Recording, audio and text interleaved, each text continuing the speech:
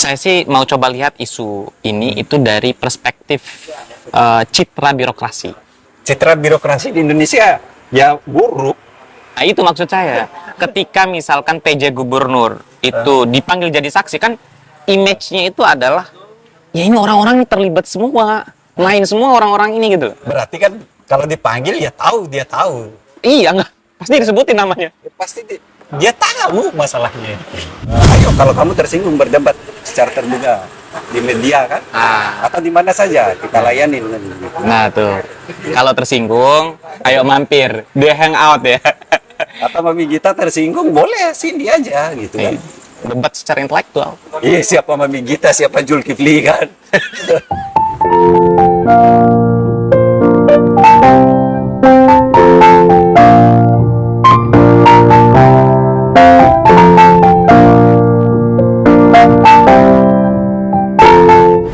Saya mau bicara santai sambilan cicipin roti gembong Mandalika nih, barengan seorang aktivis. Ini kayaknya udah beberapa waktu yang lalu kita nggak pernah diskusi lagi.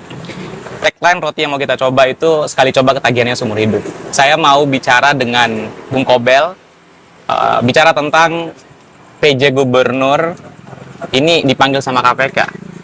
Bang Kobel, selamat datang di podcast Bicara Santai. Ini lama loh kita nggak pernah podcast lagi. Sebulan. Sebulan ya? Iya kayaknya. Nggak terasa banyak sekali isu-isu yang kelewatan. Tapi kayaknya sekarang kita mau bicarain isu daerah. Tempatnya enak, malam, samping kampus. Ini hangout coffee and discuss katanya. Miliknya Pak Adnan. Punyanya Bang Adnan. Jadi katanya memang tempat ini itu khusus untuk aktivis, kalau mau diskusi, anak muda, samping kampus Muhammadiyah Mataram. Udah berapa lama ini ya aktif lagi? Sebulanan. Udah lama nggak aktif? Ya. Kayaknya habis ini bakalan rame nih. Nggak tahu. Soalnya yang mau kita bicarain itu adalah PJ Gubernur. Iya. Baru 2 bulan, ini bermasalah lagi. Iya. Itu dipanggil KPK ya? Iya, kesebar itu ininya, suratnya itu surat pemanggilan KPK. Baru 2 bulan, terus dipanggil KPK jadi saksi. Benar. Saksi kasus korupsinya Lutfi kan? Benar. Kalau Lutfi kan udah jadi tersangka sekarang. Banyak orang yang nanya nih, wah ngeri juga ternyata birokrasi kita nggak ada yang lurus ternyata. Gitu, ini saya mau lihat pandangan abang sebagai orang yang memang concern di bidang politik birokrasi ini. Apa iya pejabat kita ini bermasalah semua, Bang? Kan sebelumnya kan udah dibicarakan. Hampir semua kepala daerah itu adalah pelaku korupsi. Waduh, ini tuduhannya keras nih. Baru mulai udah kayak gitu pembicaraannya. Iya. Itu kan ngomong jujur aja gitu. Oke.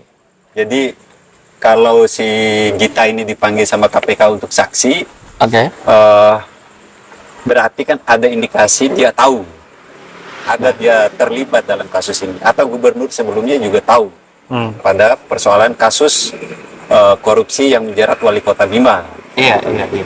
Jadi pemanggilan yang dilakukan oleh KPK sebagai saksi ini kan dalam proses pengembangan kasus di korupsi di kota Bima. Oke. Nah ini bisa lebih luas nanti kalau terus kembangkan sama KPK-nya. Soalnya kalau di birokrasi kita kan, ya pasti yang di atas itu tahu lah kira-kira gitu kan. Ini katanya terkait dengan izin usaha Tukatmas yang ada di Bima. Iya, di Bima, Kecamatan Rasaraya Timur. Iya, paling timur tuh. Model korupsi di Indonesia itu dilakukan secara berjamaah.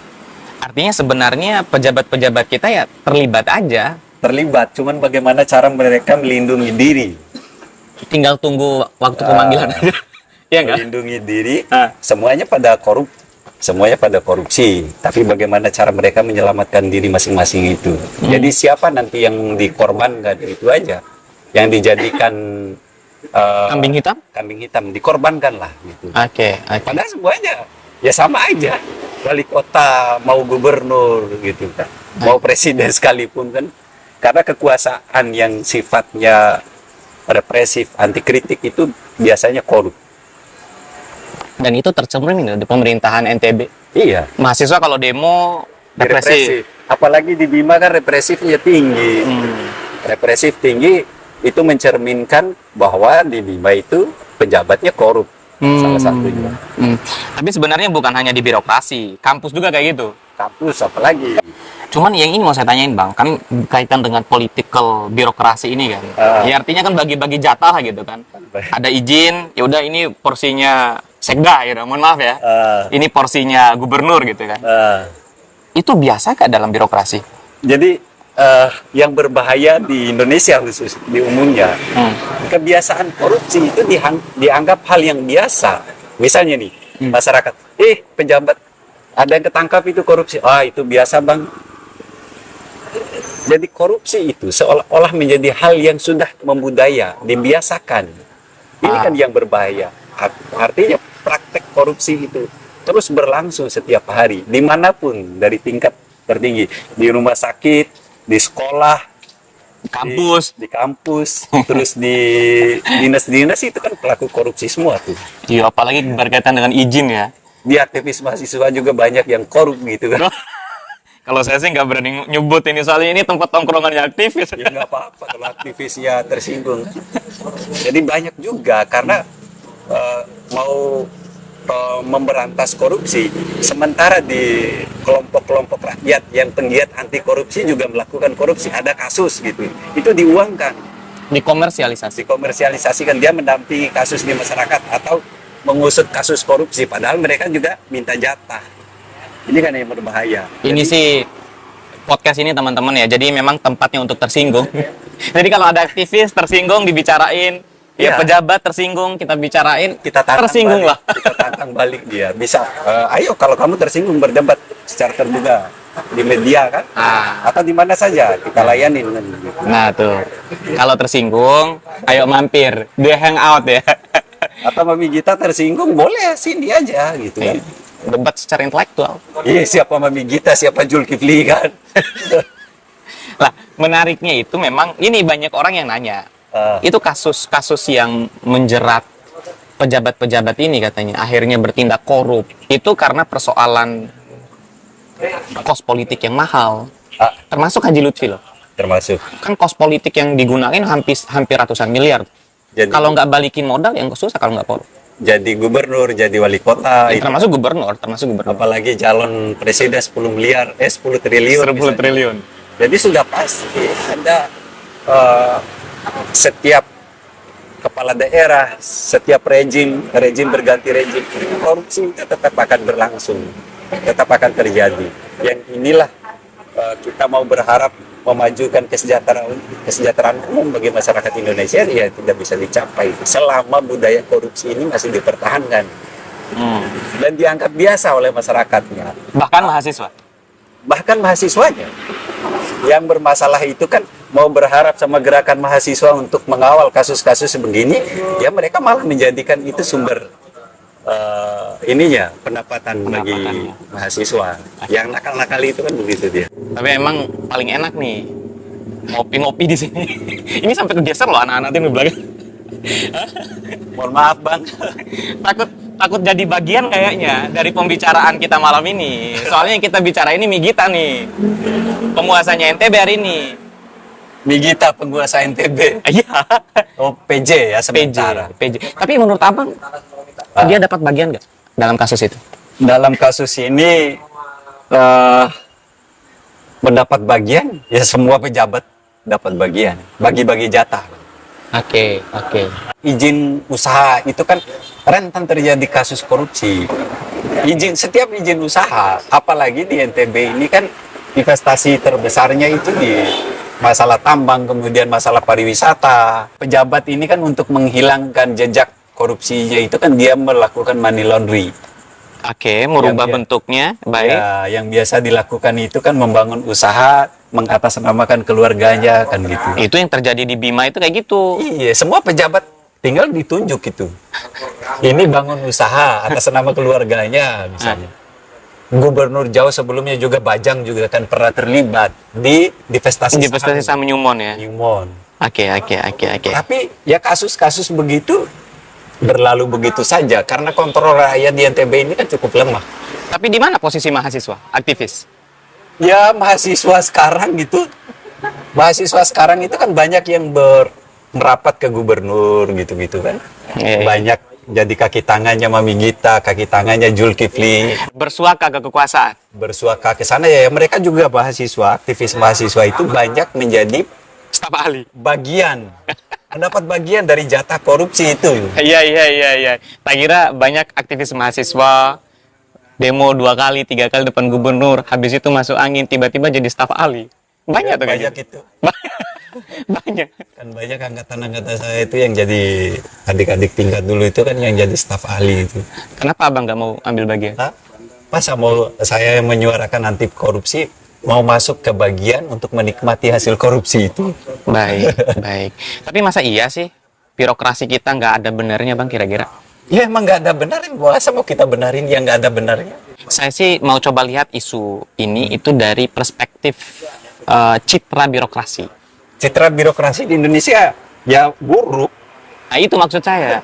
Ketika misalkan PJ Gubernur itu dipanggil jadi saksi kan image-nya itu adalah ya ini orang-orang ini terlibat semua, main semua orang-orang ini gitu. Berarti kan kalau dipanggil ya tahu, dia tahu. Iya nggak?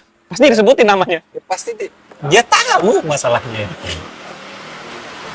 Alurnya seperti apa, izin usahanya itu bagaimana, berarti kan dalam konteks dia menjadi sekda sebelumnya itu kan ada proses transaksi di situ yang melewati dia kan. Begitu aja. Oke, oke. Ini sebelum kita agak dalam bicaranya, kayaknya perlu enak-enak nih sambil ngopi di hangout samping Muhammadiyah. Boleh. Kita cicipi roti gembong Mandalika. Boleh. Teman-teman, roti gembong Mandalika, katanya orang sekali coba ketagihannya seumur hidup. Saya Ini? udah ini nih. Udah ketagihan? Lihat itu udah ngiler. Ngiler ya, iya iya iya. Ini marketing. Kita cicipi bang ya. Kalau Haji Lutfi bagi-bagi roti kekuasaan, kita bagi-bagi roti gembong Mandalika bang. Gimana? Roti-roti kekuasaan itu lezat kayaknya. Iya Tapi lezat. lebih lezat ini nah. Oh iyalah pasti. Emang. Saya begini ya. Ah, Dampak korupsi ini kan indikasi kuatnya itu kan tentang pembangunan masyarakat NTB-nya yang cukup lamban. Selama 5 tahun terakhir itu hal apa yang berkembang? Gitu. misalkan saya mau balik nih, Bim.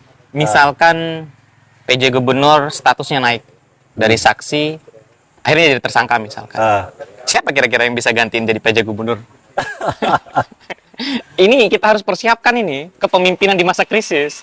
Ya kalau yang gantiin orang yang sama diambil dari misalnya sekda atau dari kader-kader partai korup yang ada sekarang ya sama. Sama. Berarti nggak ada yang bisa kita harapkan birokrasi kita. Nggak ada yang bisa kita harapkan, di mahasiswa juga nggak ada yang bisa, kecil harapannya. Ya artinya harus ada reedukasi di gerakan mahasiswanya. Mahasiswa di NTB ini beberapa tahun terakhir ini tingkat pragmatismenya itu semakin tinggi. Jadi itu harus dipotong orang-orang itu tuh. Berarti harus kita pangkas. Harus dipangkas, ruang geraknya harus dipangkas. Ini harusnya sih aktivis-aktivis pada nonton ya video ini ya. Biar mereka juga sadar diri gitu loh. Iya, sadar. Kalau tindakan atau perilaku yang pragmatis itu dekat dengan tindakan-tindakan koruptif. Kalau tidak sadar-sadar aktivis-aktivis begitu tuh ntar kita culik. Kita masukin got. Lubang buaya. Waduh bahaya juga, bahaya. Bang cicipin dong rotinya, Bang. Enggak. Enak. Enak. Pasti enak lah pasti. Apalagi kalau sambil ngopi. Iya.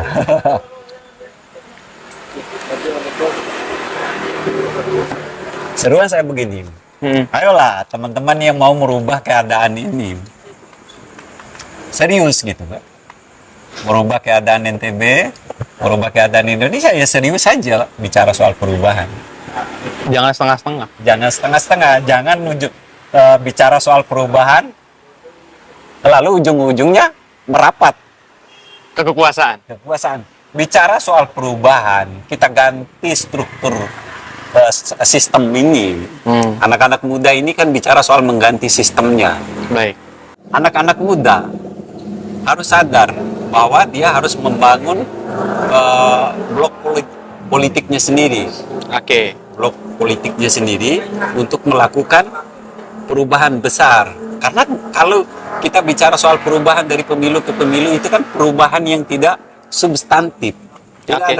Tidak ada substansi perubahannya. Sedangkan- Korupsi tetap. Sedangkan yang kita butuhkan itu adalah perubahan substantif, Iya. perubahan yang mengakar lah gitu ya. Iya. Akar secara sistemik itu kita berubah, dan itu hanya ada di anak-anak muda yang memiliki visi yang cukup jauh ke depan. Cuman saya agak pesimis, Bang. Soalnya misalkan kayak ini nih, kayak Migita dipanggil jadi saksi. Atau misalkan kayak wali kota Bima tuh. Anak-anak Bima tuh nggak ada tuh yang demo.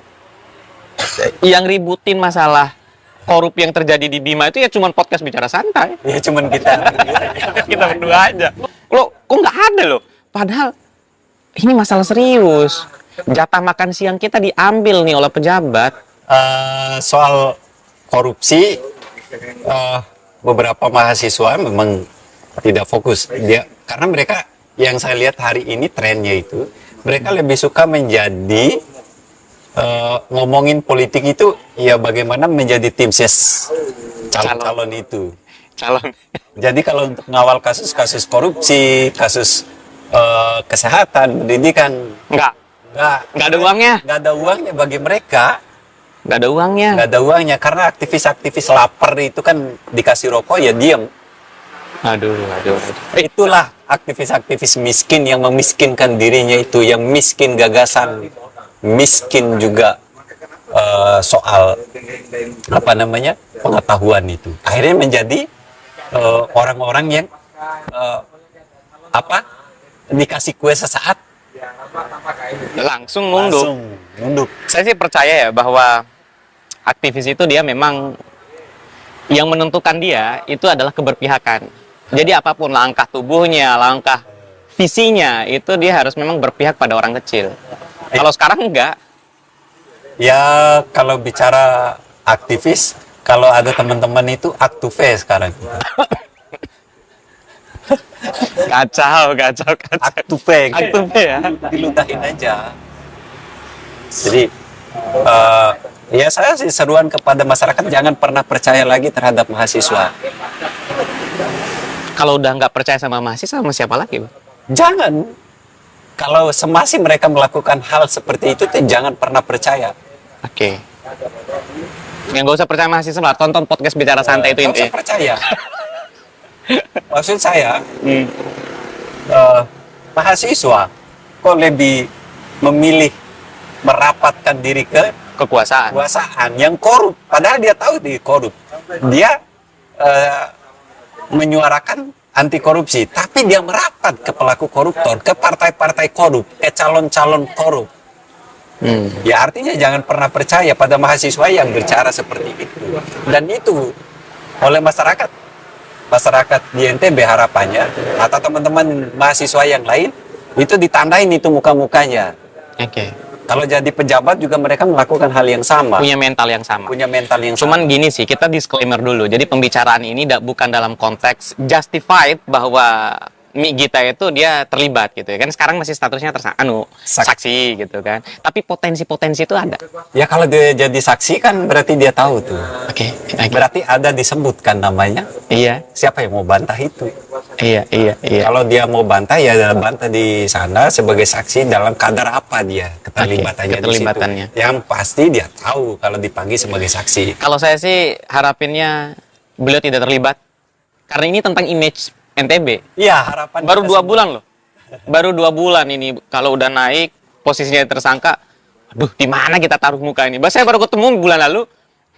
Kalau naik Gita, ya gubernur sebelumnya bisa jadi kan?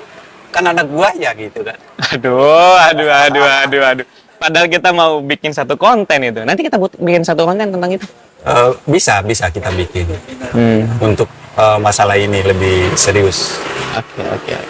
Oke lah kalau gitu. Kita tunggu kasusnya kayak gimana ke depan. Tapi saya harapin bahwa apapun yang terbaik untuk Nusa Tenggara Barat. Saya sih teman-teman semua ya. Diskusi saya sama Bung Kobel, sama teman-teman yang lain itu. Kita memang harus terus mempersiapkan kepemimpinan di masa krisis. Ini indikator-indikator krisis ini mulai terpenuhi nih. Mulai nampak. Nah, hilal ini mulai kelihatan gitu. Nah, kalau klimaks banget ini krisisnya, kan bisa kita ya udah kepemimpinan di masa krisis udah Kepemimpinan udah kita siapin. Dan pertanyaan saya selanjutnya itu adalah yang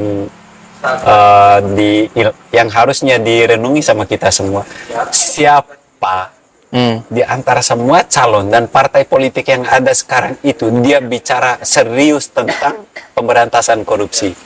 Nah itu PR untuk seluruh calon legislatif, pemimpin daerah, eksekutif maupun presiden. Iya, untuk berlaku untuk semuanya. Untuk semua, kolektif dan untuk seluruh calon pemimpin kita. Kita berharap bahwa kita harus fasih, dan ini proposal kita untuk para calon pemimpin kita. Yes. Bahwa korupsi itu harus segera diselesaikan di negara ini. Dituntaskan dengan cara apa itu harus mereka terangkan seterang-terangnya.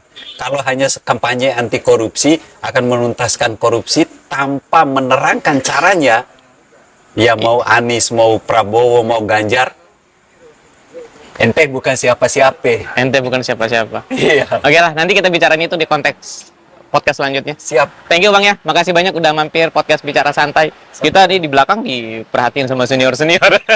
Jadi nggak enak. Thank you teman-teman semua, mudah-mudahan ini nggak jadi masalah. Mi kita jangan baperan, ini cuman untuk memberi gambaran bahwa ketika ada sebuah potensi kesalahan, podcast Bicara Santai selalu kawal. Asik. Itu dong. See you, assalamualaikum warahmatullahi wabarakatuh. Bye. Bang, situ Bang. Bye, assalamualaikum warahmatullahi wabarakatuh.